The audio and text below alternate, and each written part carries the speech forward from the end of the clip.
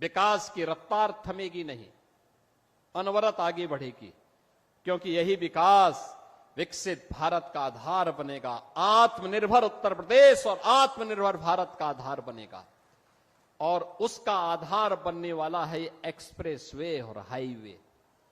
Railway की connectivity, air connectivity, महाराज सुहेलदेव के नाम पर आजमगढ़ में आज विश्वविद्यालय बन गया है, और साथ साथ यहां के मेडिकल कॉलेज में नर्सिंग कॉलेज का भी निर्माण हो चुका है। बहनों और भाइयों, ये एक नई पहचान दिला रहा है आप सबको, और इस पहचान के लिए आज हम सब आपके पास आए आपसे कहने के लिए।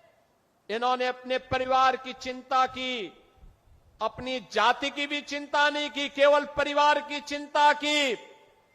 किसी गैर सिपाही वासी को यहां से सांसद बना करके भेजने का काम किया था तो भारतीय जनता पार्टी ने ही किया था, भारतीय जनता पार्टी की सरकार ने किया था।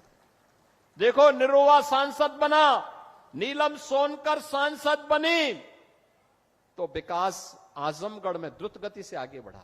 मुझे बताओ, आपने मुख्यमंत्री को यहां से चुनाव जिता के भेजा था, वो विश्वविद्यालय नहीं दे पाए, पूर्वांचल एक्सप्रेसवे नहीं दे पाए। कितना बेवकूफ बनाया था पूर्वांचल एक्सप्रेसवे के नाम पर। 340 किलोमीटर का लंबा एक्सप्रेसवे शिलान्यास कर दिया, अलाइनमेंट भी नहीं पता, और जमीन एक भी इंच नहीं खरीदी। जब 6 महीने के बाद 17 में मैं आया, मैंने कहा भी क्या हुआ, क्या प्रोग्रेस है? कहा साहब जीरो। मैंने कहा क्यों जीरो है? कहा साहब जमीन ही नहीं तो एक्सप्रेसवे बनेगा कहां पे? मैंने कहा फिर ये टेंडर कैसे हो गए? टेंडर कर दिए गए थे 15,200 करोड़ के। एक्सप्रेसवे की चौड़ाई थी मात्र 110 मीटर।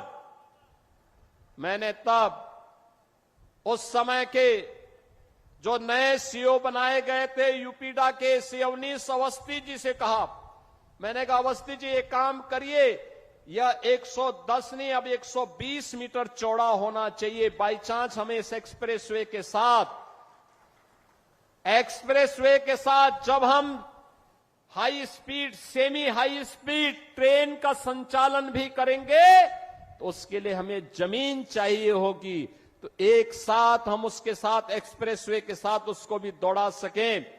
जमीन खरीदिए, इसको पुराने टेंडर को कैंसिल करिए और फिर इस कार्य को आगे बढ़ाइए। आप सोचिए, वे 110 मीटर चौड़ा 2016 में 15,200 करोड़ रुपए में बना रहे थे।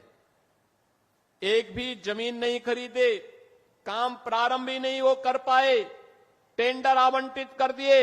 हम लोग आए, हमने कैंसिल किया, जमीन खरीदना प्रारंभ किया, और जमीन खरीदने के बाद जब हम लोगों ने टेंडर किए तो बहनों और भाइयों वही एक्सप्रेसवे 11,800 करोड़ रुपए में बना करके हमने समर्पित कर दिया आपको।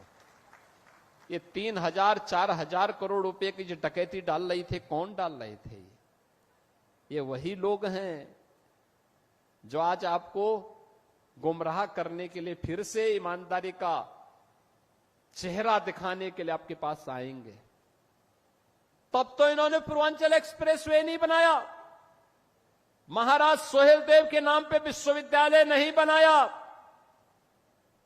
वे विकास नहीं करते थे, वे तो मुंबई की डी कंपनी को पालते थे, डी कंपनी को, दाऊद गिरोह को पालते थे, पार्टनरशिप करते थे, उनके साथ मिलकर के बंदर बांट करते थे, सुरक्षा में सेंध लगाते थे।